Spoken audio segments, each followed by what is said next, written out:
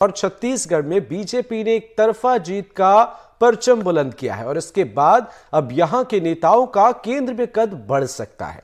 चुनाव परिणामों की घोषणा के बाद अब केंद्र में जाने की चर्चा जोरों पर है। नए नामों में मध्य प्रदेश के पूर्व मुख्यमंत्री शिवराज सिंह चौहान, वीडी शर्मा और छत्तीसगढ़ के विष्णु कैबिनेट के मंत्री बृजमोहन अग्रवाल के नामों की चर्चा सबसे ज्यादा हो रही है। आइए जानते हैं इन दोनों ही प्रदेशों में मोदी कैबिनेट में किसे जगह मिल सकती है। मध्य प्रदेश में शिवराज सिंह चौहान, ज्योतिरादित्य सिंधिया, फग्गन सिंह कुलस्ते के अलावा वीडी शर्मा केंद्र में जगह बनाने की रेस में हैं। इनके चुनाव जीतते ही मध्य प्रदेश में इन नामों की चर्चा होने लगी और इस बार यहां से किसी महिला को भी जगह मिल सकती है। यह भी अपने आप में खास है। पिछली बार मोदी कैबिनेट में मध्य प्रदेश के 5 नेताओं को जगह मिली थी।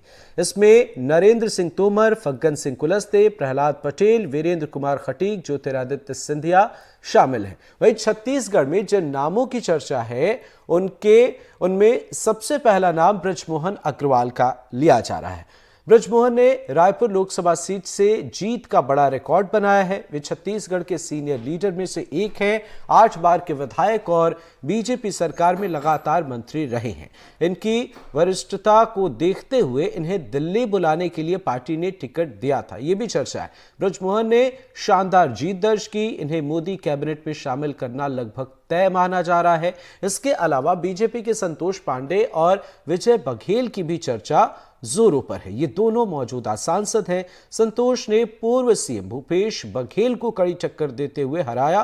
हिंदुत्व का बड़ा चेहरा और अमित शाह के बेहद करीबी माने जाते हैं।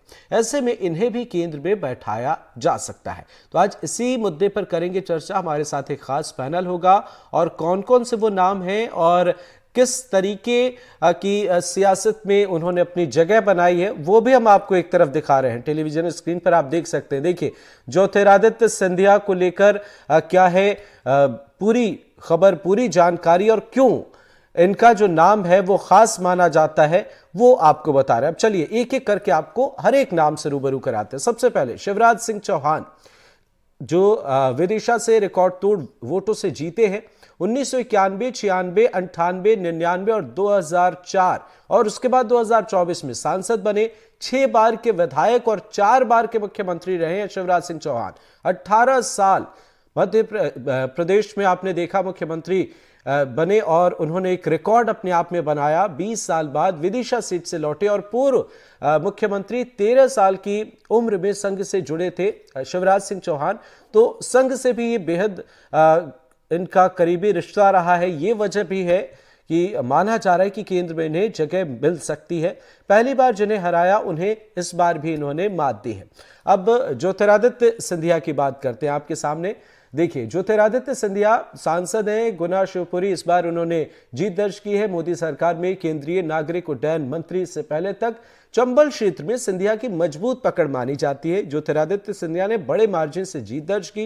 कांग्रेस प्रत्याशी राव यादवेंद्र सिंह यादव को उन्होंने हराया। सिंधिया अपने समर्थकों के साथ कांग्रेस छोड़ बीजेपी में आए थे। आपको याद होगा, सिंधिया की मदद से ही 4थी बार मुख्यमंत्री बने शिवराज सिंह चौहान। 2020 में राज्य में कांग्रेस की सरकार उन्होंने गिराई थी। अब हमारे साथ सहयोगी हमारे जुड़ रहे हैं। जुल्फिकार अली हमारे सहयोगी जुड़ गए हैं रायपुर से। तो सबसे पहले और इसके साथ ही हमारे साथ भारतीय जनता पार्टी से भी जुड़ गए हैं शिवम शुक्ला। आपका भी बहुत बहुत स्वागत है शिवम जी। सबसे पहले आपके पास आ रहे हैं शिवम जी, लेकिन उससे पहले जुल्फिकार, नामों की चर्चा पुरजोर तरीके से हो रही है और होना भी चाहिए, क्योंकि अभी जो स्थिति है मध्य प्रदेश और छत्तीसगढ़ ने जो सहयोग दिया है ये काबिले तारीफ है और ऐसे में जनता की उम्मीद, पॉलिटिशियंस की उम्मीद बढ़ जाती है। तो क्या कहेंगे आप, वहां क्या कुछ, रायपुर में क्या कुछ हलचल है? जब से राज्य बना है छत्तीसगढ़, उसके बाद से अगर देखें तो भारतीय जनता पार्टी छत्तीसगढ़ में भारतीय जनता पार्टी का एक गढ़ के तौर पर छत्तीसगढ़ बनता चला गया। 11 लोकसभा सीटों में भारतीय जनता पार्टी ने कभी 9 जीती, कभी 10 जीती और इस बार फिर भारतीय जनता पार्टी ने 10 जीती हैं। और जो भारतीय जनता पार्टी को ने जो लक्ष्य रखा था छत्तीसगढ़ में कि 11 में 11 सीटें जीतेंगी, हालांकि जो लक्ष्य रखा था उससे कहीं बहुत अच्छा परफॉर्मेंस जो है ना भारतीय जनता पार्टी ने छत्तीसगढ़ में किया है। तो ऐसे में छत्तीसगढ़ में अब चर्चाएं इस बात को लेकर हो गई हैं कि केंद्र में मोदी सरकार जब तीसरी बार बनेगी तो छत्तीसगढ़ का प्रतिनिधित्व बेहतर होगा, क्योंकि छत्तीसगढ़ में अगर देखें तो केंद्र सरकार में छत्तीसगढ़ से एक मंत्री रहा है। इसके पहले देखें तो रेणुका सिंह राज्य मंत्री के दर्जे पर रही हैं। उसके पहले जो छत्तीसगढ़ के वर्तमान मुख्यमंत्री हैं विष्णुदेव साय, वो केंद्र में मंत्री रहे हैं। तो ऐसे में छत्तीसगढ़ में उम्मीदें जागी हैं, क्योंकि पिछला जो भारतीय जनता पार्टी 303 सीट से पूर्ण बहुमत से थी, ऐसी स्थिति में छत्तीसगढ़ को सिंगल प्रतिनिधित्व मिला था। और इस बात भारतीय जनता पार्टी की अगर बात करें तो 240 सीटें हैं, छत्तीसगढ़ ने 10 सीटें दी हैं। और तो ऐसे में छत्तीसगढ़ के प्रतिनिधित्व को लेकर चर्चाएं पार्टी के अंदर भी सुगबुगाहट शुरू हो गई है। हालांकि भारतीय जनता पार्टी और भारतीय जनता पार्टी के नेता हैं, सार्वजनिक तौर से कुछ नहीं बोलते, लेकिन अंदरूनी तौर से उनकी जिस बात को लेकर चर्चाएं जरूर होने लगती हैं कि इस व्यक्ति को मंत्री बनाया जा सकता है। जैसे बृजमोहन अग्रवाल की बात है, क्योंकि सबसे कद्दावर मंत्री हैं और छत्तीसगढ़ में जब भारतीय जनता पार्टी को मजबूत करने में उनकी बड़ी अहम भूमिका है। जब 1984 में भारतीय जनता पार्टी का गठन हुआ, उसके बाद लगातार वो भारतीय जनता पार्टी से जुड़े रहे, 8 बार के विधायक हैं। और पिछली सरकार जो रमन सिंह की थी 15 साल तक मंत्री रहे, अब वो विष्णुदेव साय की सरकार में भी मंत्री हैं। और उन पर भरोसा रायपुर से जताया गया, क्योंकि रायपुर भी एक गढ़ के तौर पर भारतीय जनता पार्टी के लिए बना है, क्योंकि यहाँ से लगातार रमेश बैस जीतते रहे हैं। और उसके बाद जब उनको पार्टी ने उनकी जगह रिप्लेस किया तो सुनील सोनी जीते, और सुनील सोनी बहुत अच्छी छवि रायपुर लोकसभा सीट में नहीं थी। तो ऐसे लोग जिनकी निष्क्रियता नज़र आ रही थी भारतीय जनता पार्टी को, उनको किनारे करके नए चेहरों को मैदान में उतारा। और इतना मजबूत चेहरा रायपुर से उतारा बृजमोहन अग्रवाल को कि वो 8 बार के विधायक रहे। तो छत्तीसगढ़ के जो 11 लोकसभा सीटों में लीड है, वो सबसे ज़्यादा लीड बृजमोहन अग्रवाल को। तो ऐसे में उनकी दावेदारी और उनकी बात को लेकर चर्चाएं होने लगी कि वो केंद्रीय कैबिनेट में शामिल हो सकते हैं। दूसरा नाम आता है विजय बघेल। विजय बघेल ओबीसी वर्ग से आते हैं, तो छत्तीसगढ़ से अगर केंद्र में ओबीसी वर्ग को अगर प्रतिनिधित्व दिया जाएगा, और ओबीसी को प्रतिनिधित्व देने की काफ़ी संभावनाएं हैं, क्योंकि छत्तीसगढ़ की बहुत बड़ी आबादी ओबीसी है। और ओबीसी वर्ग ने इस चुनाव में भी भारतीय जनता पार्टी के पक्ष में वोट किया है। उससे इस बात से अंदाज़ा लगाया जा सकता है कि दुर्ग लोकसभा सीट हो, महासमुंद लोकसभा सीट हो, बिलासपुर लोकसभा, ये तीनों लोकसभा सीटें ओबीसी बाहुल्य क्षेत्र हैं। और यहाँ पर साहू समाज से ले लो, यादव समाज से, इनकी बहुतायत है और इनकी संख्या ज़्यादा है। और इन तीनों सीटों में भारतीय जनता पार्टी जीती है। दुर्ग से विजय बघेल खुद ही जीते हैं, करीब 4 लाख वोट से के अंतर से उन्होंने जीत दर्ज की है। और वो भूपेश बघेल के भतीजे हैं। भूपेश बघेल को विधानसभा चुनाव में पाटन में वो खुद विधायक का चुनाव लड़े थे और मजबूती से लड़े थे, भूपेश बघेल को घेरा। तो ऐसे में मुखर हैं और संगठन में उनकी पकड़ है, तो उनके नाम को भी चर्चा है। और संतोष पांडे के नाम की भी चर्चा है, क्योंकि संतोष पांडे दूसरी बार राजनांदगांव सीट से भूपेश बघेल को हराकर सांसद बने हैं। तो ऐसे में उनके नाम की भी चर्चा है। और हिंदुत्व का बड़ा चेहरा छत्तीसगढ़ में उभरते हुए हैं और संघ में बैकग्राउंड से आते हैं और भाजपा के संगठन में भी काफ़ी लंबे समय तक रहे हैं। तो ऐसे में इन 3 नामों को लेकर छत्तीसगढ़ में चर्चा है। बाकी अगर देखा जाए तो सभी लगभग जी पहली बार जीत कर आए हैं। सरगुजा से चिंतामणि महाराज पहली बार कांग्रेस से आके बीजेपी में आए। बिल्कुल, तो ये जो नाम है ये बेहद खास है। और जुल्फिकार, आपने तो पूरा समीकरण ही समझा दिया, बहुत बहुत शुक्रिया, आप हमारे साथ जुड़े रहें। अब जरा समझते हैं शिवम शुक्ला जी क्या कह रहे हैं इन मुद्दों को लेकर। शिवम भाई, बड़ी बात यह है कि जाहिर सी बात है ये फैसला आला कमान का है, पर हम उम्मीद और हक की बात तो कर ही सकते हैं। क्या कहेंगे आप? देखिए, स्वाभाविक तौर पर मध्य प्रदेश की जनता मोदी जी के मन में है और यहाँ की जनता के मन में मोदी जी सर्वकाल से रहे हैं। तो स्वाभाविक तौर पर हमारा नेतृत्व इस दिशा में बहुत गंभीरता के साथ विचार करेगा कि न्यायोचित प्रतिनिधित्व मध्य प्रदेश को केंद्रीय मंत्रिमंडल में भी मिले और राष्ट्रीय संगठन में भी मिले। और स्वाभाविक तौर पर लगातार भारतीय जनता पार्टी का हमने देखा लंबे वक्त तक नरेंद्र सिंह तोमर जी हों, ज्योतिरादित्य सिंधिया जी हों, फग्गन सिंह कुलस्ते जी, वीरेंद्र खटीक जी, प्रहलाद सिंह पटेल जी, और इस प्रकार का एक नेतृत्व। पहले उमा भारती भी मध्य प्रदेश से ही केंद्र में मंत्री थी, हालांकि चुनाव हुआ उत्तर प्रदेश की एक सीट से जीतकर निर्वाचित हुई थी, लेकिन उनका जुड़ाव लगातार मध्य प्रदेश से बना रहा है। तो स्वाभाविक तौर पर भारतीय जनता पार्टी इस प्रकार से मध्य प्रदेश को नेतृत्व देता रहा है। कैलाश जी पहले राष्ट्रीय टीम में रहे हैं, प्रभात झा जी यहाँ से राष्ट्रीय उपाध्यक्ष रहे पार्टी को। तो भारतीय जनता पार्टी ने सदैव ही मध्य प्रदेश की उपयोगिता और उसके अनुभव का उपयोग लिया है और उनको इदायोचित स्थानों तक पहुंचा करके उसका कैसे सार्थक तरीके से सदुपयोग किया जा सकता है उस दिशा में विचार किया है। आने वाले वक्त में भी मध्य प्रदेश से कई सारे कद्दावर नेता चुनाव जीत करके संसद तक पहुंच रहे हैं, तो स्वाभाविक तौर पर पार्टी नेतृत्व उनकी भूमिका के बारे में भी गंभीरता के साथ विचार कर रहा होगा, चाहे वह माननीय मुख्यमंत्री शिवराज सिंह चौहान जी हो, सिंधिया जी हो, इसी प्रकार से और चुनाव जीतने वाले जितने भी वरिष्ठ नेता हमारे प्रदेश अध्यक्ष जी स्वयं हैं। और इस प्रकार से पूरी एक श्रृंखला है नेताओं की जो जीत करके दिल्ली पहुंच रहे हैं। पार्टी नेतृत्व उनकी भूमिका नई जिम्मेदारियों को निर्धारित करेगा। हो सकता है कि कईयों को यथावत रखा जाए, कईयों को अन्य भूमिकाओं के लिए तैयार किया जाए। तो इस प्रकार से पार्टी नेतृत्व निर्णय लेता रहता है। आने वाले दिनों में स्थिति साफ होगी, लेकिन यह बात तो अपने आप में स्पष्ट है कि जब मध्य प्रदेश की जनता मोदी जी के मन में है तो उनके द्वारा चुने गए प्रतिनिधियों को भी मोदी जी न्यायोचित स्थान देंगे, मान सम्मान देंगे। और जैसा पूर्व में अनेकों अवसरों पर मध्य प्रदेश के वासियों पर उन्होंने विश्वास जताया था, उसको वो खरा उतरने का काम केंद्रीय हमारी सरकार करेगी। और आने वाले वक्त में मध्य प्रदेश के जनप्रतिनिधियों के सहयोग और उनके समन्वय से ये चीजें आगे बढ़ेंगी। बिल्कुल शिवम भाई, आपने बिल्कुल सही कहा, लेकिन इस बार के जो नतीजे सामने आए हैं, आपको सहयोगियों की जरूरत है। एक बड़े मसले को हम समझना चाहेंगे। जो परिणाम इस बार आए हैं पिछले परिणाम के मुकाबले ये बेहतर नहीं कह सकते, लेकिन मध्य प्रदेश और छत्तीसगढ़ ने जो समर्थन दिया है ये काबिले तारीफ है। ऐसे में बड़ा सवाल ये है, अभी हमारे सहयोगी जुल्फिकार भी बता रहे थे, समीकरणों का उन्होंने जिक्र किया, तो क्या समीकरणों का ख्याल रखा जाएगा? क्या सरप्राइज देने जैसा भी कुछ हो सकता है? क्योंकि बीजेपी सरप्राइज देने में भी माहिर है। हमारे और भी सहयोगी और तमाम जो मेहमान हैं वो जुड़ गए हैं, एक एक करके परिचय करा देते हैं। अनुराग द्वारी सर हमारे रेजिडेंट एडिटर भोपाल से हमारे साथ जुड़ गए हैं, और रत्नाकर त्रिपाठी जी वरिष्ठ पत्रकार भी हमारे साथ जुड़ गए हैं। बहुत बहुत स्वागत है आपका। बीजेपी से शिवम भाई आप हैं, भूपेंद्र गुप्ता जी हमारे साथ जुड़ गए हैं। कांग्रेस पार्टी से आपका भी बहुत बहुत स्वागत है। एक अहम सवाल सर आपसे समझना चाहेंगे, जुल्फिकार हमारे सहयोगी उन्होंने समीकरणों का जिक्र किया, आपको क्या लगता है अनुराग जी, किस तरीके से आप देखते हैं? क्योंकि इस जीत में या जो नतीजे हैं उसमें मध्य प्रदेश छत्तीसगढ़ का एक बहुत बड़ा योगदान है। बिल्कुल बिल्कुल, मध्य प्रदेश एक तरह से संजीवनी ही है, क्योंकि जो हालत हुई है, चाहे फिर वो उत्तर प्रदेश हो चाहे वो महाराष्ट्र हो, तो ऐसे राज्यों में जो हालत हुई, अगर मध्य प्रदेश में 29 के 29 सीटें न आती तो बीजेपी को शायद सत्ता में पहुंचना भी मुश्किल हो जाता। तो ऐसे में मध्य प्रदेश की दावेदारी तो स्वाभाविक रूप से बड़ी है ही। और अब जबकि शिवराज सिंह चौहान जो पूर्व मुख्यमंत्री लगभग 16.5-17 साल जिन्होंने राज किया, वो केंद्र में पहुंचेंगे तो ओबीसी चेहरे के रूप में भी उनको देखा जाएगा और एक ऐसे नेता के रूप में जो सर्वमान्य पसंद बन सकते हैं।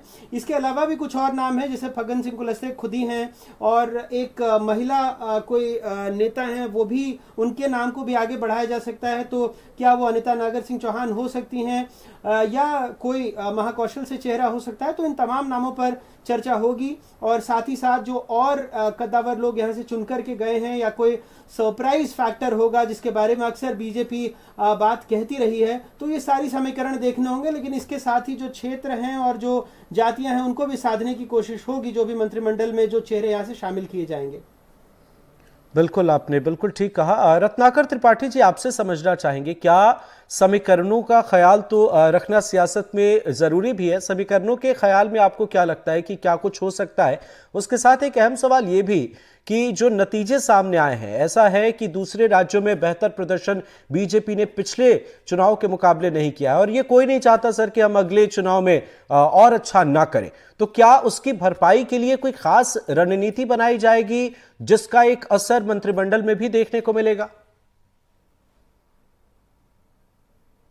देखिए, आपने जो ज़रूरी शब्द का इस्तेमाल किया है, मैं बीजेपी के लिए उसके साथ मजबूरी शब्द का इस्तेमाल करना चाहूँगा, क्योंकि जो जनादेश आया है, बीजेपी अपने दम पर बहुमत नहीं जुटा पाई है, अपने सहयोगी गठबंधनों पर निर्भर है पूरी तरीके से वो, तो सबसे पहले उसकी मजबूरी बन जाती है कि सबको साथ लेकर, जो उसने जनता के लिए कहा था सबका साथ सबका विकास, अब उसको खुद के लिए रणनीति तय करनी पड़ेगी कि आने वाली सरकार, बीते जो आपकी 2 सरकारें रहीं उसमें आप हावी पे सहयोगी गठबंधनों के ऊपर, लेकिन इस बार आपको उनको साथ में लेके चलना पड़ेगा। पहले आप जो मतदाता के लिए कहते थे, पहली बात यह है, जो आप कहने का रणनीति होनी चाहिए, तो रणनीति उसको बनानी ही पड़ेगी। इस संदर्भ में जब मध्य प्रदेश की बात आती है, छत्तीसगढ़ की बात आती है, मध्य प्रदेश ने 29 में तो 29 सीटें दी हैं, छत्तीसगढ़ ने 11 में से 10 सीटें आपको दी हैं। बावजूद उसके जब अगर हम रुख करते हैं चंद्रबाबू नायडू को पार्टी का, या जब रुख करते हैं नीतीश कुमार जी की पार्टी का, हम जब रुख करते हैं तो हमें समझ में आता है कि कहीं ना कहीं अब गठबंधन सरकार के लिए इस बात को ध्यान रखना बहुत जरूरी है कि भले ही उसके प्रभाव वाली जो स्टेट्स जो रहे हैं, जैसे मध्य प्रदेश और छत्तीसगढ़ का जिक्र कर लेते हैं, लेकिन उनके अलावा जिन सहयोगी दलों की वजह से वो अपनी सरकार बना पाएगी, उनके साथ क्या वो ऐसे आगे चल पाएगी कि गठबंधन कहीं गांठबंधन में तब्दील ना हो जाए। तो इस बात को उसका बहुत ज्यादा ध्यान रखना पड़ेगा। और मुझे लगता है कि बीजेपी के सामने सबसे बड़ी चुनौती इस बात यही है कि बीते 2 कार्यकाल में जिस हिसाब से आपने सरकार चलाई थी, अब आप गठबंधन सहयोगियों के साथ में, बल्कि उनको साथ में लेकर, विश्वास में लेकर सरकार कैसे चला पाएंगे, सारी चीजें इन चीजों पर तय करती हैं। बिल्कुल, आपने ठीक कहा कि ये एक मजबूरी भी है यहाँ पर इन चीज़ों को मैनेज करना। भूपेंद्र गुप्ता जी, आप क्या कहेंगे? इससे पहले हमने बात की है, लेकिन जो प्रदर्शन है मध्य प्रदेश छत्तीसगढ़ में तो नहीं कहेंगे, पर पूरे देश में इंडिया अलायंस ने बहुत अच्छा किया, जिसकी उम्मीद आप भी शायद इतना बेहतर नहीं कर रहे थे। लेकिन अब तो सर परिणाम आ गए हैं। अब बड़ी बात यह है कि अपने सूबे से कुछ चेहरे अगर मंत्रिमंडल में रहते हैं तो उम्मीद जनता की बढ़ जाती है। तो क्या कहेंगे आप, किस तरीके से देखा जा रहा है? और इससे पहले भी जब शिवराज सिंह चौहान को लेकर बड़ा फैसला लिया गया, मुख्यमंत्री के तौर पर मोहन यादव ने शपथ लिया था, एक बड़ा बदलाव हुआ, उस वक्त भी आप कई जो है मसलों का जिक्र कांग्रेस पार्टी कर रही थी। इस वजह से इस मामले में भी हम आपकी प्रतिक्रिया जानना चाहेंगे। देखिए, मध्य प्रदेश जो है 4 क्षेत्रों में बटा हुआ है, कल्चरली भी और सोशली भी, और वहाँ पर अलग अलग कम्युनिटीज निवास करती हैं और उनकी रिप्रेजेंटेशन की ख्वाहिश जो है लंबे समय से यहाँ चल रही है। इसलिए अगर एक आदिवासी चेहरे को स्थान देते हैं तो इन्हें फग्गन सिंह कुलस्ते को वापस रिहेबिलिटेट करना पड़ेगा। दूसरी चीज ये है कि अगर आप मेरिट के आधार पर जाते हैं तो 11 लाख वोट से जीते हैं श्री शंकर लाल ललवानी और 8 लाख वोट से जीते हैं शिवराज सिंह चौहान। इन्हें अगर आप जगह देते हैं on the basis of merit, तो इसमें जो है केंद्र के साथ जो अंतर परस्पर संबंध है वो आड़े भी आ सकते हैं और उनकी चर्चा भी शुरू हो चुकी है। तो उन अंतर परस्पर संबंधों को लेकर केंद्र के जो नेता है उनका क्या रुख होगा, ये भी इस पर निर्भर करेगा, लेकिन ये बहुत सशक्त दावेदार होंगे। तीसरी चीज ये है कि एससी से भी इन्हें किसी एक चेहरे को यहाँ से लेना पड़ेगा। मध्य प्रदेश में ये जो कंपोजिशन है एक बड़ा कंपोजिशन है। फिर महाकौशल और चंबल का रिप्रेजेंटेशन तो जो है मान लीजिए कि सिंधिया जी कर सकते हैं, और जो है ओबीसी का रिप्रेजेंटेशन कर सकते हैं शिवराज सिंह जी। तो आपको जो है फिर जो है संतुलन की दृष्टि से महाकौशल और मध्य भारत को भी जो है साथ में रखने की कोशिश करनी पड़ेगी, क्योंकि मध्य भारत में विशेषकर जो उज्जैन है, उज्जैन संघ की गतिविधियों का गढ़ है और वहां से ही जो है ऊर्जा पूरा मध्य प्रदेश में भारतीय जनता पार्टी की राजनीति प्राप्त करती है। ये बहुत सारे फैक्टर हैं, लेकिन सबसे महत्वपूर्ण फैक्टर ये है कि आज जो भारतीय जनता पार्टी की जो सरकार बन रही है, ये जो है थोड़ी थोड़ी अपाहिज सरकार है। और इस अपाहिज सरकार में जो लोग जिनकी बैसाखी से सरकार बनेगी वो भी कद्दावर नेता हैं, छोटे नेता नहीं है। तो लगभग मैं समझता हूं कि जो 10% का कोटा होता है सीटों का मंत्रिमंडल का, उसमें से जो है समझिए कि कम से कम 15 कुर्सियां तो जो है चली जाएंगी, और वो 15 कुर्सियों को माइनस करने के बाद भारतीय जनता पार्टी के नेताओं का स्थान बनता है, उनकी जो है जगह बनती है। तो ये कंपोजिशन जो है ये बड़ी मुश्किल से अभी इसमें मुश्किल जानी है। दूसरा जो है कि 10 साल का जो ट्रैक रिकॉर्ड है वो एक एरोगेंस का ट्रैक रिकॉर्ड है, एक अपनी ही मनमर्जी से काम करने का एक ट्रैक रिकॉर्ड है। और अब जो है ये राजनीति को जो है मोदी युग से अटल बिहारी युग पर लौटाना पड़ेगा, ये बड़ी चुनौती है। और वो जो सर्व सहमति और सर्व जिसको कहना चाहिए स्पर्शी राजनीति होती है, उस पे उतरना जो है अगर पॉसिबल होगा एरोगेंस को कि नहीं होगा, ये जो चीज़ भी अभी देखने योग्य होगी। क्योंकि तीनों बराबरी के नेता हैं, मतलब टीडीपी भी कम नहीं है, भले आपने हाथ पकड़ के उन्हें कुर्सी पर बिठाया हो, और ना ही जो है नीतीश कुमार जो है कद के हिसाब से छोटे लीडर हैं। तो ये एक बड़ा मतलब एक नया जो है एक दृश्य देखने मिलेगा जी। और सरकार फॉर्मेशन में है और जो सामने चुनौतियां हैं वो भी सामने हैं, और कांग्रेस ने जो एक जनता का जनमत के जनता ने जिस पर जनमत कांग्रेस को और गठबंधन को, इंडिया गठबंधन को दिया है, उसका जो हमारा घोषणा पत्र है, हमारा जो न्याय पत्र है, वो देश की आकांक्षाओं का न्याय पत्र है। इस सरकार के सामने ये भी चुनौती है जी कि उनकी पूर्ति कैसे करती है। बिल्कुल। आज पूरा देश जान चुका है कि 30 लाख पद खाली हैं। उन 30 लाख पदों को ये सरकार कैसे भरेगी, इसका रोड मैप भी इसको जारी करना पड़ेगा। बिल्कुल, ये तमाम गंभीर सवाल हैं, आपने बिल्कुल सही कहा। अनुराग सर, भूपेंद्र जी ने एक बड़ी खास मसले का जिक्र किया, संतुलन का जिक्र किया। तो क्या लगता है आपको कि संतुलन बनाए रखना एक बड़ी चुनौती मौजूदा सरकार के सामने होगी, जो नई सरकार सामने आ रही है? क्योंकि इस बार सर बीजेपी ही नहीं है सर, इस बार एनडीए वाली बात है। भूपेंद्र सर ने इसके अलावा एक दो और बातों का जिक्र किया, जो तमाम अभिमान और तमाम अहंकार है जो अक्सर प्रतिपक्ष सरकार पर आरोप लगाती रही है, तो उसके साथ सरकार को चलाना और तमाम बातों को साधना, जिसके बारे में आपने भी इंगित किया कि इस बार अकेले बीजेपी की नहीं, एनडीए की सरकार है। पहले भी वैसे एनडीए की होती थी, लेकिन संख्या बल के आधार पर अब आप ये कह सकते हैं कि जो सहयोगी दल हैं उनको भी वैसी ही नुमाइंदगी देना, वैसा ही प्रतिनिधित्व देना और उनको भी उसी दर्जे के साथ बात करना, क्योंकि पिछले कुछ वर्षों में केंद्र सरकार पर यह आरोप लगे हैं कि ये तमाम सहयोगियों से भय की राजनीति कर रही है। तो इस बार उस आरोप को भी नकार करके समान रूप से जगह देनी होगी। लेकिन चूंकि माफ कीजिएगा, हम जो बात कह रहे हैं या हमारा जो विषय है वो ज्यादातर मध्य प्रदेश की नुमाइंदगी से जुड़ा हुआ है, तो जैसा रत्नाकर जी ने भी कहा, भूपेंद्र जी ने भी कहा कि हम को कई इलाकों में और कई जातिगत समीकरणों से होकर गुजरना पड़ेगा, फिर चाहे वो मालवा का इलाका हो, फिर चाहे वो निमाड़ का इलाका हो, फिर चाहे वो महाकौशल का इलाका हो, ग्वालियर चंबल का इलाका हो या फिर विंध्य का इलाका हो। तो इन तमाम समीकरणों को, क्योंकि अगर राज्य में भी जब सत्ता बनी, राज्य में सरकार बनी और उस वक्त कुछ इलाके के लोगों को छोड़ा गया या कुछ जातियों को छोड़ा गया, तो उसको लेकर सवाल उठे।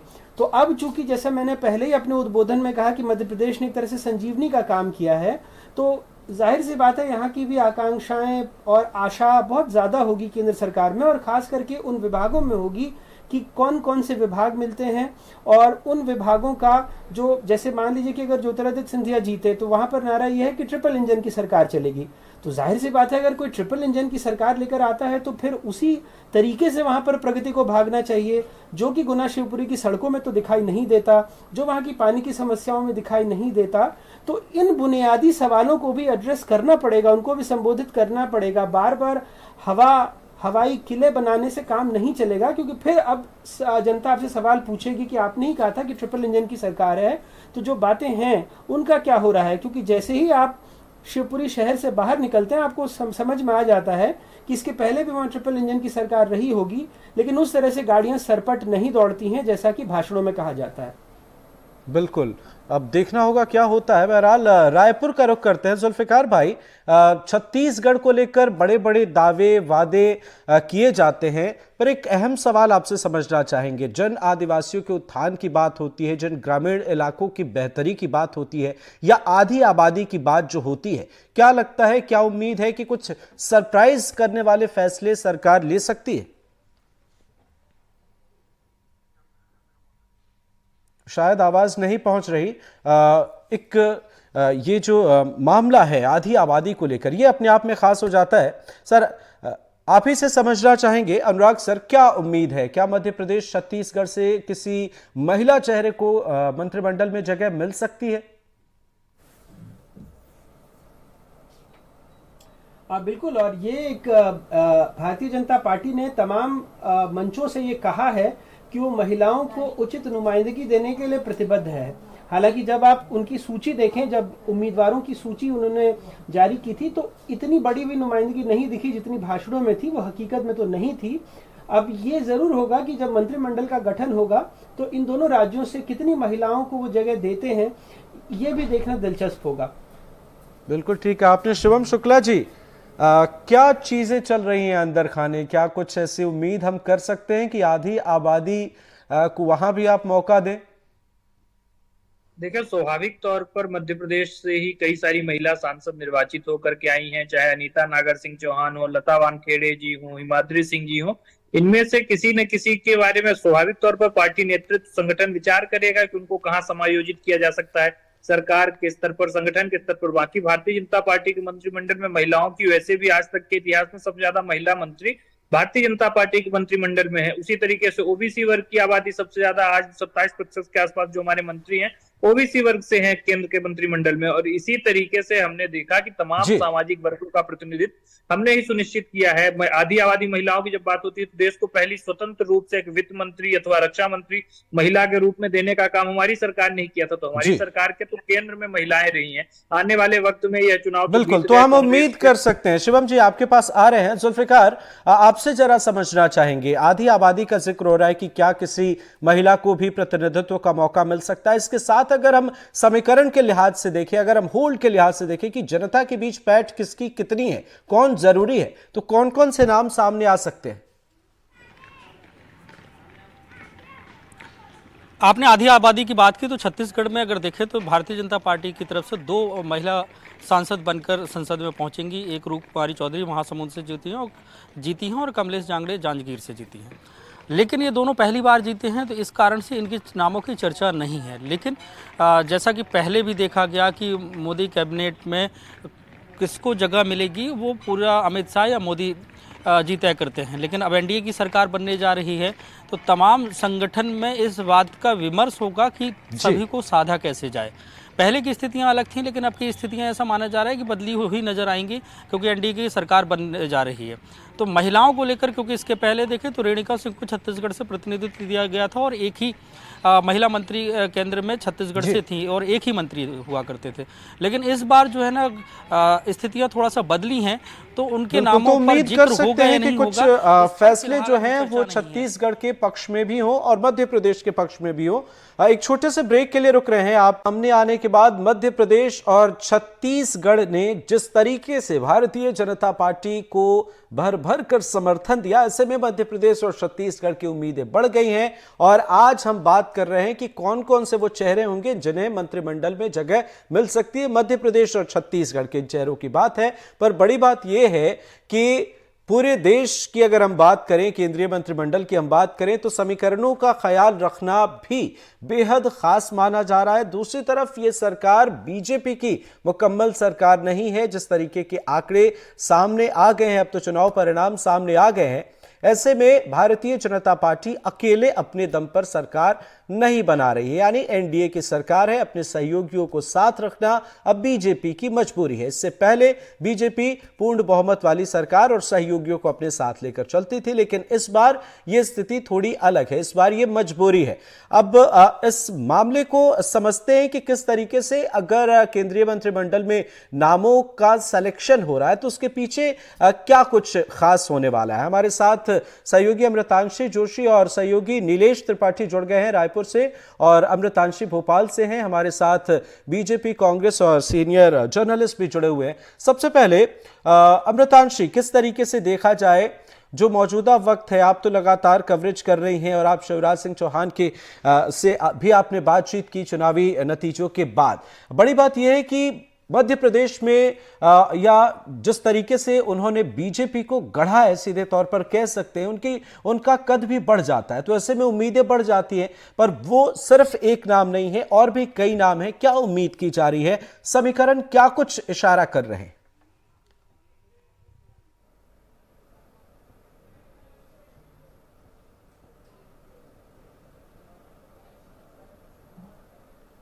जी अमृतांशी, मध्य प्रदेश में समीकरण क्या कुछ इशारा कर रहे हैं? अगर आप तक आवाज शायद नहीं पहुंच रही है, नीलेश भाई आप किस तरीके से देखते हैं? अगर हम छत्तीसगढ़ को समझे, इससे पहले जुल्फिकार हमारे साथ जुड़े हुए थे, उन्होंने बताया समीकरणों को लेकर, पर आपको क्या लगता है? आप भी एक एक सीट पर पहुंचे, आपने वहां से तस्वीरें दिखाई और जनता के बीच, पॉलिटिशियंस के बीच आपने काफी वक्त भी बिताया, तो वहां से भी कई तस्वीरें सामने आई और ये अपने आप में खास हो जाता है।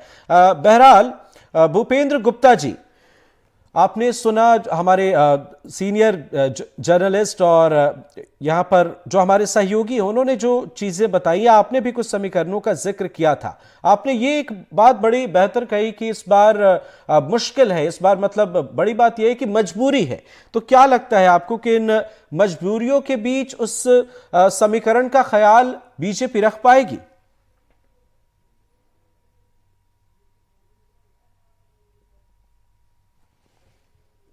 मोदी जी ने जो है चुनाव के पहले जो बिल आए कि 50% महिलाओं को आरक्षण देंगे और उसे लागू नहीं किया, वो एक चुनौती उनके सामने है। तो मध्य प्रदेश के संदर्भ में और छत्तीसगढ़ के संदर्भ में हम सोचें और महिलाओं को अगर प्रतिनिधित्व तो उन्हें देना पड़ता है, तो यहाँ पर मध्य प्रदेश में दो तो फर्स्ट टाइमर्स हैं, लता वानखेड़े और वो जो मिसेस चौहान, और हिमाद्री सिंह जो है ये 2 बार की सांसद हैं, सेकंड टर्म है उनका। तो इन्हीं के बीच में से उनको चयन करना पड़ेगा। हिमाद्री सिंह का प्लस पॉइंट ये भी है कि वो जो है ट्राइबल उससे आती हैं, और अगर हिमाद्री सिंह को यदि किसी ट्राइबल लेडी को अगर प्रतिनिधित्व दिया जाता है तो फग्गन सिंह कुलस्ते का फिर क्या होगा? तो ये बहुत सारी प्रॉब्लम्स हैं जिनको इन्हें सॉल्व करना पड़ेगा, और जो इनके अपने जो इनके नारे हैं उन नारों को भी सेटिस्फाई और संतुष्ट करना पड़ेगा। देखिए, पूरे चुनाव में भारतीय जनता पार्टी के जो घोषणा पत्र है उसकी चर्चा नहीं हो सकी, स्वयं बीजेपी ने नहीं की, लेकिन जनता जानना चाहती, उसकी आकांक्षा है कि इस सरकार के उद्देश्य क्या है और ये उसकी पूर्ति किस तरीके से करेगी। तो ये उन्हें अब जो है उस रोड मैप को सामने लेके आना पड़ेगा और उसमें जो है सहमति लगेगी लोगों की। अब ऐसा चल नहीं सकता नीतीश कुमार के साथ या टीडीपी के साथ कि आप कहें कि साहब जो है सारी चीजें जो है मुसलमानों को बांट दी जाएंगी, सारी चीजें लूट ली जाएंगी, और जो कपड़ों से पहचाने जाते हैं लोग, ये राजनीति जो है इसको टोन डाउन करना पड़ेगा। तो ये एक बड़ी चुनौती बीजेपी के सामने है कि वो अपने इस घोषित एजेंडे को जो नफरत का है उसको टोन डाउन कैसे करती है। क्योंकि अब जो है सहमति जो है, आपको याद होगा कि अटल जी ने एक बार कहा था कि जो है गठबंधन धर्म की मजबूरियां हैं, वो मजबूरियों के दौर में मोदी जी को प्रवेश करना पड़ रहा है। तीसरी चीज मैं ये कहूँगा कि दक्षिण भारत हमेशा जब भी उनका प्रधानमंत्री नहीं बनता है तो वो लोकसभा स्पीकर की मांग करते हैं। जब जो है समझौता किया था इन्होंने अटल जी की सरकार में डीएमके के साथ, तब भी जो है बालू साहब को इन्हें स्पीकर बनाना पड़ा था और कई तरह के सौदे करने पड़े थे, जिनमें से एक सौदा वो भी था जिसको ये राम सेतु कहने लग गए हैं। जब इन्होंने सौदा किया था डीएमके के साथ तब ये उसको शैवाल संरचना कहते थे, राम सेतु नहीं कहते थे। ये पार्लियामेंट के रिकॉर्ड में है ये चीजें। आज वो मजबूरियां फिर साउथ को, दक्षिण को जैसे ही आप जो है उसको शामिल करना चाहेंगे तो आपको ये पद मेरे ख्याल से जो है इससे वो ये पद जरूर वो मांगेंगे कि लोकसभा के अध्यक्ष का, स्पीकर का पद उन्हें मिले, ताकि जो है सरकार पर वो बराबरी से नियंत्रण रख सके।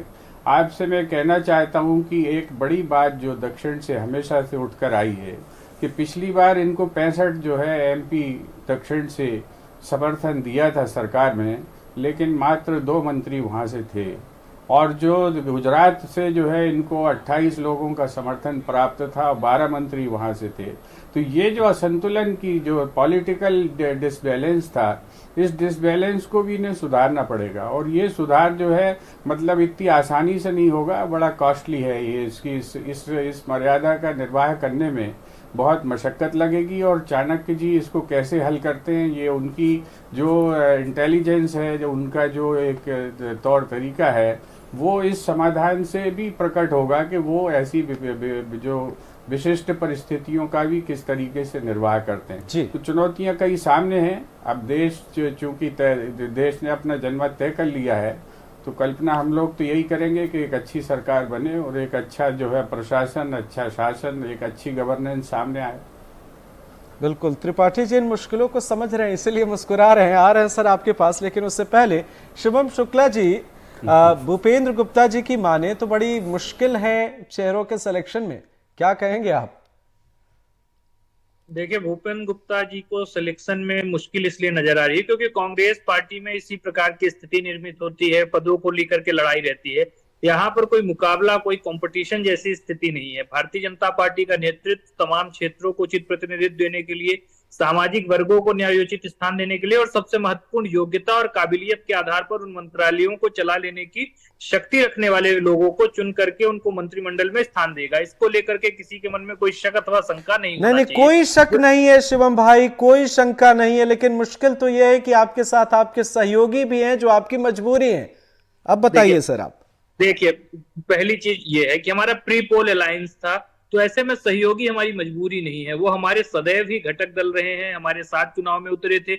हमने और उन्होंने एक दूसरे के साथ वोट साझा किया, कैंपेन साझा किया, या कोई पोस्ट पोल अलायंस नहीं है। तो ये तो हमें प्राथमिक दिन से मालूम था कि उनके सहयोग से ही हम सरकार बनाएंगे, उनका सहयोग समर्थन रहेगा। लेकिन सर नीतीश कुमार तो 2 बार चले भी गए थे ना, मुश्किल तो ये है। आप जो कह रहे हैं, आपका जो कॉन्फिडेंस है, दुआ करते हैं वो बरकरार रहे, लेकिन कब पलटी मार ले इसकी कोई गारंटी नहीं है। देखिए, सबसे प्राथमिक चीज आप समझिए, नीतीश कुमार जी हमारे आज के नहीं, लगभग 2 दशक से ज्यादा का नीतीश कुमार जी और भारतीय जनता पार्टी का गठबंधन है। अन्य दलों के साथ वो गए होंगे तो 2 साल 3 साल के लिए रहे हैं, लेकिन बिहार में पोस्टर लगे हैं कि नीतीश सबके हैं शिवम भाई। अरे, मैं आपकी जानकारी के लिए बता दूं, वो पोस्टर उनके कैंपेन का है, किसी जमाने का है, उसको सोशल मीडिया और मीम के माध्यम से वायरल किया जाए। नहीं, लेकिन ये हकीकत भी है ना सर, मुश्किल तो ये है कि ये हकीकत भी है। हकीकत नहीं है, ये बहुत गंभीर विषय है, हमको इसको उसी रूप में देखना चाहिए। जिन लोगों के साथ वो जा रहे थे, क्या उन्होंने उनको स्वीकार नहीं किया? स्वाभाविक तौर पर उनका एक पॉलिटिकल निर्णय था, उन्होंने लिया, लेकिन उन लोगों के साथ रहने के दौरान उन्होंने देखा कि यह लोग तो वही जंगल राज वाले हैं, यह लोग तो वही लोग हैं जो विकास के पहिए को रोक देना चाहते हैं, जो विकास को आगे नहीं बढ़ने देना चाह रहे थे बिहार में। तो स्वाभाविक तौर पर उन्होंने उनका साथ छोड़ा और हमारे साथ वापस जुड़े हैं। चुनाव से पहले का हमारा गठबंधन टीडीपी के साथ है, नीतीश जी की पार्टी जेडीयू के साथ है, अन्य राजनीतिक दलों के साथ है। तो सभी हमारे गठबंधन के सहयोगियों का मान सम्मान रहे, उनको न्यायोचित प्रतिनिधित्व मिले और उसके अनुरूप मंत्रिमंडल का गठन, यह जो मोदी 3.0 है, अपने आप में अभूतपूर्व होने जा रहा है। सरकार का जोर ये मंत्रिमंडल गठन से ज्यादा उन लक्ष्यों, उन उद्देश्यों की पूर्ति का है जिनको लेकर के हम चुनाव में उतरे थे। कल भी प्रधानमंत्री जी ने अपने मनोदशा एकदम स्पष्ट कर दी है कि यह कार्यकाल और ज्यादा कड़े फैसलों के लिए जाना जाएगा। इस कार्यकाल में प्रधानमंत्री जी अपने उसी विजन और संकल्प को लेकर के आगे बढ़ेंगे जो 2047 में वैश्विक उत्कर्ष पर देश को ले जाने का काम करेगा। तो ऐसे में कोई यहाँ पर डाउट की स्थिति नहीं है।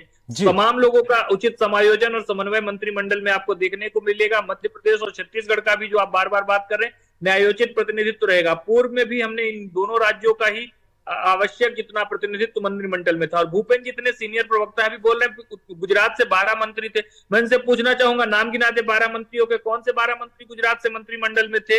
बता दीजिए भूपेंद्र जी।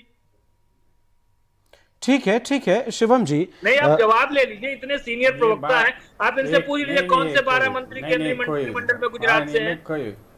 ठीक है, आपके सवाल भी वाजिब हैं, हम उनसे पूछेंगे, लेकिन उससे पहले जी आ रहे हैं भूपेंद्र जी, आपके पास भी आ रहे हैं। नीलेश भाई, एक जिक्र हो रहा है यहाँ पर बैलेंस का, किस तरीके से देख रहे हैं आप? क्या लगता है कि उस बैलेंस में जो बैलेंस करने की कोशिश की जाएगी, क्या छत्तीसगढ़ का तराजू पर छत्तीसगढ़ का पलड़ा भारी रहेगा या उसे बैलेंस में रहने की उम्मीद?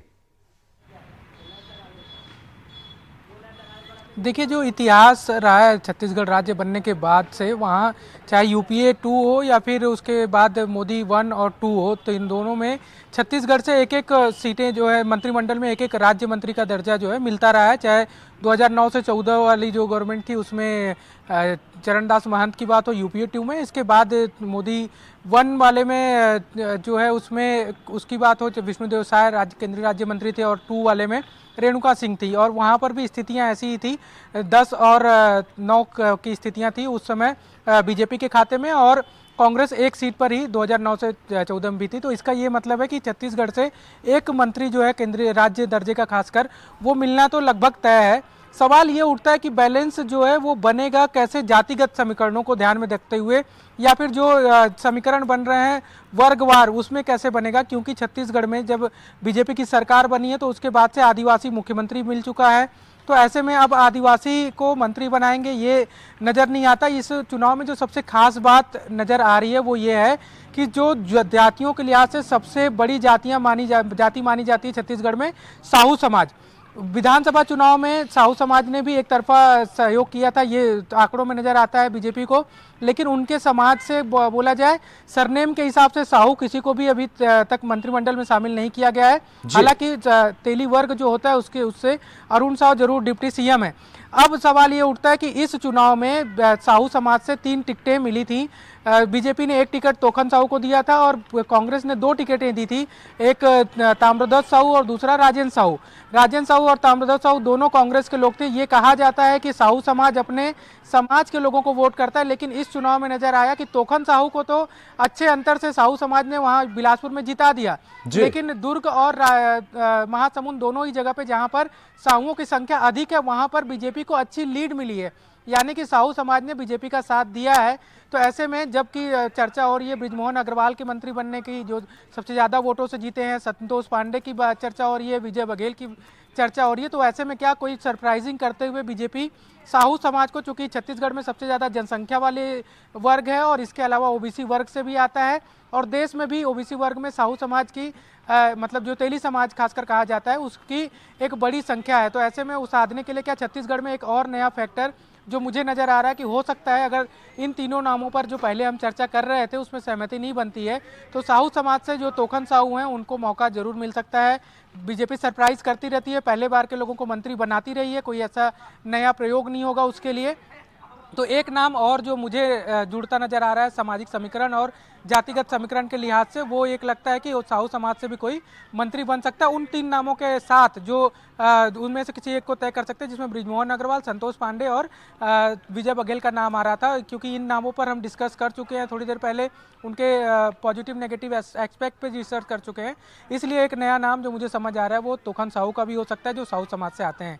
तो ये एक समीकरण बनाने की कोशिश भी होगी। और रही भागीदारी की, तो ऐसा लगता है कि इस बार भी कम से कम एक सीट, एक केंद्रीय राज्य मंत्री का दर्जा वाला पद जरूर छत्तीसगढ़ से मिलेगा।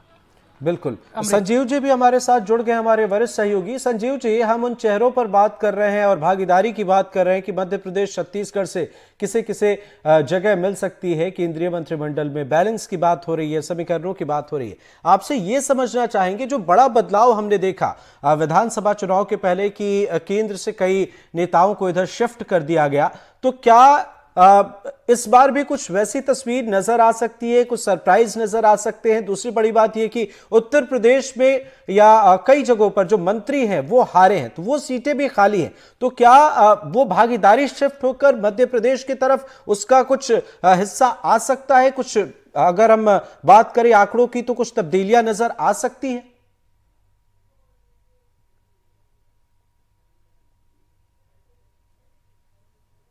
जी, की सरकार नहीं है। अब सहयोगी दलों से क्या बार्गेन होती है, कितने में तय होती है बात, कितने मंत्री अन्य दलों के लिए जाते हैं, इस पर बहुत कुछ निर्भर करेगा। वैसे मध्य प्रदेश से ज्योतिरादित्य सिंधिया और शिवराज सिंह चौहान जो मध्य प्रदेश के मुख्यमंत्री रहे और उनका भारी मतों से मध्य प्रदेश से जीतना एक बात ये साबित करता है कि निसंदेह उन्हें हो सकता मंत्रिमंडल में स्थान मिलेगा। और ये भी कयास लगाए जा रहे हैं कि चूंकि वो कृषि कर्मणा अवार्ड कई सालों से मध्य प्रदेश के लिए लेते रहे, कृषि विकास के लिए उन्होंने बहुत से काम किए, तो संभव है कि उन्हें इसी तरीके का कुछ मंत्रालय मिलने की चर्चाएं हैं। इसके साथ ही एक आदिवासी नेता फग्गन सिंह कुलस्ते जो पहले में भी पूर्व में भी केंद्रीय मंत्री रहे हैं और उन्हें भी अच्छे मंत्रालय मिलते रहे हैं, तो इस बार पुनः वो जीत के गए हैं, तो उनका भी एक आदिवासी नेता होने के नाते और उनका पिछला रिकॉर्ड भी अच्छा था, तो संभव है कि उन्हें भी स्थान मिले। लेकिन मध्य प्रदेश से काफी सारी सीटें पिछली बार खाली हुई थी, जैसे कि नरेंद्र सिंह तोमर और प्रहलाद पटेल को विधानसभा चुनाव लड़वाया गया था, तो इस तरह से ये लोग अब मध्य प्रदेश आ गए थे। राकेश सिंह जो सचेतक रहे हैं बहुत समय तक, मुख्य सचेतक, उनका भी स्थान अब खाली है।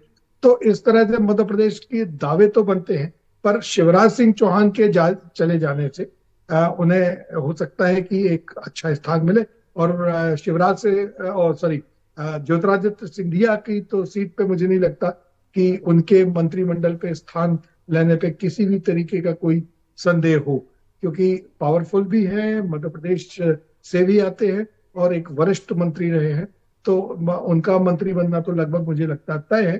फग्गन सिंह कुलस्ते का भी ऐसा लगता है कि तय है। हाँ, शिवराज सिंह चौहान को जरूर कोई एक बड़ी जिम्मेदारी मिलने की संभावना है। जी बिल्कुल, और इसकी उम्मीद भी जाहिर की जा रही है। अमृतांशी, राजधानी में क्या कुछ है हलचल? शिवराज सिंह चौहान के जो समर्थक हैं उनके बीच क्या उम्मीद है? और इस मौजूदा सरकार की अगर हम बात करें, जो जनादेश सामने आया है, मजबूरियों के बीच क्या आधी आबादी या जिस बैलेंस की बात हो रही है, क्या उसका संतुलन बना पाना क्या लगता है आपको? और इस बीच मध्य प्रदेश की भागीदारी कितनी हो सकती है? देखिए, मध्य प्रदेश इकलौता ऐसा राज्य है अमृत जहां पर बीजेपी को क्लीन स्वीप मिला है, और जाहिर तौर पर मुझे लगता है कि बीजेपी को पहली बार जो है इस 2024 के चुनाव में क्लीन स्वीप मिला है। तो ये महत्वपूर्ण भी हो जाता है कि मध्य प्रदेश के जितने भी जो भी इम्पोर्टेंस मध्य प्रदेश को दी जाए वो बहुत ही जो है वो हो सकता है कि पिछली बार से ज्यादा हो, क्योंकि पिछली बार भी आपको याद होगा कि जब 28 जो है वो सांसद बनकर आए थे तब भी मध्य प्रदेश के कई बड़े चेहरों को अच्छी खासी तरजीह दी गई थी। इस बार लगता है कि जो बड़े चेहरे तो है ही, क्योंकि ज्योतिरादित्य सिंधिया और शिवराज सिंह चौहान दोनों ने ही बहुत ही अच्छे मार्जिन से जो है जीत हासिल की है, और क्योंकि वो एक जो है जन नेता के रूप में भी उभरे हैं, दोनों ही ऐसे चेहरे हैं, तो हो सकता है कि उनके पास जरूर कोई बड़ा पद रहे। लेकिन अब ये भी महत्वपूर्ण है कि संगठन से भी जुड़कर यहाँ पर चलना होगा, संगठन को भी तरजीह देनी होगी। यहाँ पर कहीं ना कहीं हम देखेंगे कि जो बैलेंस बिठाने की कोशिश की जाती है, चाहे वो खासतौर से मोदी की जो 4 जातियां हैं उस पर फोकस जरूर रहेगा, जो कि महिला होगी। हो सकता है कि अगर देखा जाए तो पिछली बार भी हमने देखा था कि जो SC है, जो ST है, जो उन दोनों वर्ग से आते हैं, उनको भी तरजीह दी गई थी। पूरा एक बैलेंस उनके जो है प्लेट में बनाया गया था। इसके अलावा अगर बात करें तो हो सकता है कि हम ऐसे चेहरों को देखें जो कि हमने सोचा भी ना हो, क्योंकि हमने विधानसभा चुनाव में जब मुख्यमंत्री का चुनाव हुआ तब भी यही शॉकिंग एलिमेंट्स देखे, जब मंत्रिमंडल का विस्तार हुआ तब भी यही हमने देखा, क्योंकि 14 नए चेहरों को इस बार मौका मिला है। बीजेपी ने अपने टिकट्स 14 नए चेहरों को दिए हैं, तो हो सकता है कि कोई इसमें ऐसा चेहरा रहे जिसकी हमने उम्मीद ना की हो। लेकिन क्योंकि इन नामों को जो है वो कहीं से कहीं तक इग्नोर नहीं किया जा सकता, चाहे वो ज्योतिरादित्य सिंधिया हो, शिवराज सिंह चौहान हो, VT शर्मा का नाम भी इसमें सामने आ रहा है, क्योंकि संगठन से जुड़े हुए नेता है, मध्य प्रदेश को अच्छे रिजल्ट्स दिए हैं मध्य प्रदेश बीजेपी को। चाहे विधानसभा की बात करें, लोकसभा की बात करें, तो पूरी एक जो है वो बैलेंस प्लेट में बनाने की कोशिश की जाएगी। और जब भी मंत्रिमंडल विस्तार होगा तो उसमें कहीं से कहीं तक मध्य प्रदेश को बिल्कुल भी पीछे नहीं रखा जाएगा। मुझे लगता है कि मध्य प्रदेश लाइन में सबसे आगे होगा, क्योंकि जो रिकॉर्ड बीजेपी बनाना चाह रही थी और जो मध्य प्रदेश के नेताओं ने तय किया था, वो रिकॉर्ड मध्य प्रदेश के नेता अचीव कर चुके हैं, वो रिकॉर्ड उन्होंने हासिल कर लिया है। तो यहाँ पर कहीं ना कहीं महत्वपूर्ण मंत्रालय के साथ साथ दिग्गजों की जो है वरिष्ठता के आधार पर ही जो है मंत्रिमंडल में डिस्ट्रीब्यूशन किया जाएगा। जी अमृत। बिल्कुल। रत्नाकर त्रिपाठी, जिस कश्मकश को कैसे समझे? बड़ा सवाल यह है कि मध्य प्रदेश ने समर्थन तो भरपूर दिया है, लेकिन आप जहां कमजोर हुए, अगर आपने वहां पर बेहतर कुछ नहीं किया तो आप तो और कमजोर होते नजर आएंगे अगली बार चुनाव में। तो उस कमी को कैसे भरपाई की जाएगी? उन जगहों पर जहां आप कमजोर हुए वहां विशेष तौर पर ध्यान किस तरीके से दिया जाएगा, जिसकी चर्चा हम कर रहे हैं? अगर ऐसा होता है तो फिर कहीं ना कहीं मुश्किल आपको उत्तर प्रदेश या बाकी राज्यों में भी जहां आपके प्रदर्शन बेहतर नहीं आए वहां देखने को मिल सकती है। तो ये कैसा बैलेंस बनाया जा सकता है, या क्या कुछ चीजें आपको लगता है कि चल रही हैं? देखिए अमृत जी, आपके जो आखिरी जो सेंटेंस था मैं अपने वहीं से बात शुरू करता हूँ। जहाँ तक बैलेंस बनाने वाली बात है तो अभी तक मैं सबके किसी को अगर मेरे विचार से असहमत हो तो क्षमा चाहूँगा, लेकिन हम लगातार मंत्रिमंडल को लेकर इतिहास की बात कर रहे हैं, अतीत की बात कर रहे हैं कि पहले ऐसा हुआ तो उसने ऐसा किया था, वैसा किया था। अरे जब आपकी सरकार का जो एनडीए की सरकार बनने जा रही है उसका भूगोल ही बिगड़ चुका है, तो इतिहास को लेकर क्या सोचना कि ये मंत्री बन सकते हैं, वो बन सकते हैं। सीधी सी बात है, मैंने जैसे पहले आपसे कहा था कि अब आपकी मजबूरी है, आपको एडजस्ट करना पड़ेगा। मैं इस बात को बिल्कुल ये नहीं कहता कि मध्य प्रदेश से लोगों को दमदार प्रतिनिधित्व नहीं मिलेगा या छत्तीसगढ़ से नहीं मिलेगा। छत्तीसगढ़ की आपने बात की, आधी आबादी की, मैतारी वंदन योजना जो वहां लागू की विष्णुदेव साय ने, उसने बीजेपी की जीत में बहुत महत्वपूर्ण भूमिका निभाई। लेकिन बावजूद उसके जब बात आती है सहयोगी दलों को एडजस्ट करने की, जो मैंने पहले भी कहा था आपकी मजबूरी बन चुका है, तो ये बहुत संभव है कि मध्य प्रदेश छत्तीसगढ़ को अच्छा प्रतिनिधित्व मिले। लेकिन जहां तक दमदार विभाग की बात आती है तो मुझे लगता है कि फिर ये होगा कि आपको शाकाहारी विभाग दे दिए जाएं, आपको शाकाहारी किस्म की पोजीशन दे दी जाए। और जहां तक बात होती है दमदार चीजों की, तो बीजेपी इस मामले में बहुत एक्सपर्ट किस्म की पार्टी है कि वो संगठन में भी आपको महत्वपूर्ण दायित्व दे सकती है, वो आपको किसी और तरीके से एडजस्ट कर सकती है। लेकिन अब इस पार्टी के लिए बहुत बड़ी मजबूरी हो गई है कि अहम विभागों का जिम्मा अपने अहम को छोड़ के, मतलब अपने गुरूर को छोड़ के, उसको अपने सहयोगी दलों के साथ में शेयर करना पड़ेगा।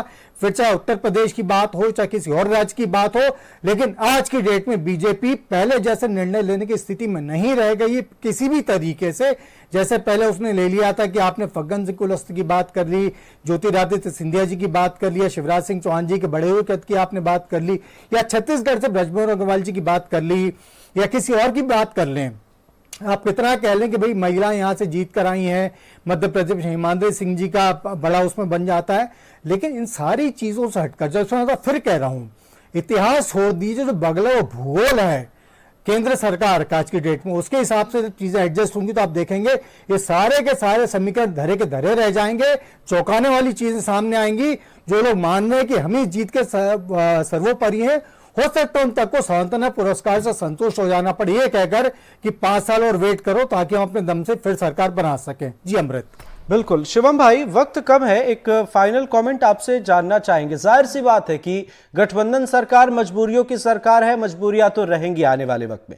लेकिन हम जिन चेहरों की बात कर रहे हैं, शिवराज सिंह चौहान, ज्योतिरादित्य सिंधिया जैसे ये बड़े नाम हैं, वीडी शर्मा, फग्गन सिंह कुलस्ते, ब्रजमोहन अग्रवाल, संतोष पांडे, विजय बघेल, मध्य प्रदेश और छत्तीसगढ़ के ये चेहरे बड़े हैं और अगर इन्हें नाउम्मीदी मिलती है तो मुश्किल आने वाले वक्त में हो सकती है। इन्हें सीधे तौर पर दरकिनार भी नहीं किया जा सकता। तो क्या कहेंगे आप इन मजबूरियों के बीच जिसका जिक्र लगातार किया जा रहा है, एक तरह से हमले बोले जा रहे हैं बीजेपी की ओर? देखिए, कोई मजबूरी नहीं, मैं आपको बार बार स्पष्ट कर रहा हूं। गठबंधन की सरकार इस देश ने लगातार देखी, हमने भी एनडीए की भी 2014 से 2024 तक सरकार चलाई है, आने वाले वक्त में भी एनडीए की सरकार रहेगी। प्रधानमंत्री जी अपने, उनका विवेकाधिकार है कि जो व्यक्ति प्रधानमंत्री निर्वाचित होता है वो अपना मंत्री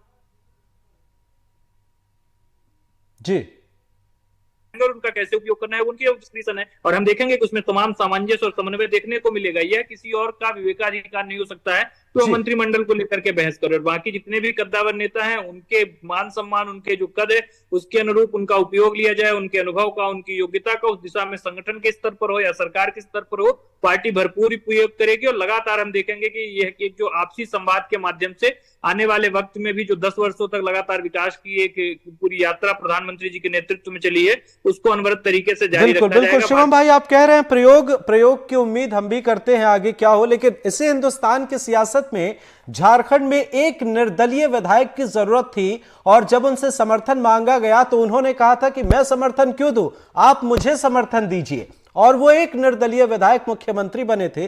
तो ये वही देश है और इसी देश की ये सियासत है। उम्मीद करते हैं सारी चीजें बेहतर और मध्य प्रदेश छत्तीसगढ़ को प्रतिनिधित्व बेहतर मिले, जिसकी उम्मीद की जा रही है। बहुत बहुत शुक्रिया हमारे साथ जुड़ने के लिए आप सभी का। हमारे रेजिडेंट एडिटर अनुराग द्वारी सर हमारे साथ जुड़े, बहुत बहुत शुक्रिया। जुल्फिकार भाई हमारे साथ जुड़े, नीलेश त्रिपाठी जी जुड़े, अमृतांशी हमारे साथ जुड़ी, शिवम शुक्ला जी, भूपेंद्र गुप्ता जी, रत्नाकर त्रिपाठी जी हमारे साथ जुड़े और संजीव चौधरी जी हमारे साथ जुड़े जबलपुर से। आप सभी का बहुत बहुत शुक्रिया। उम्मीद करते हैं मध्य प्रदेश और छत्तीसगढ़ की भागीदारी और इस भागीदारी के बाद प्रतिनिधित्व में बेहतर तस्वीर नजर आएगी।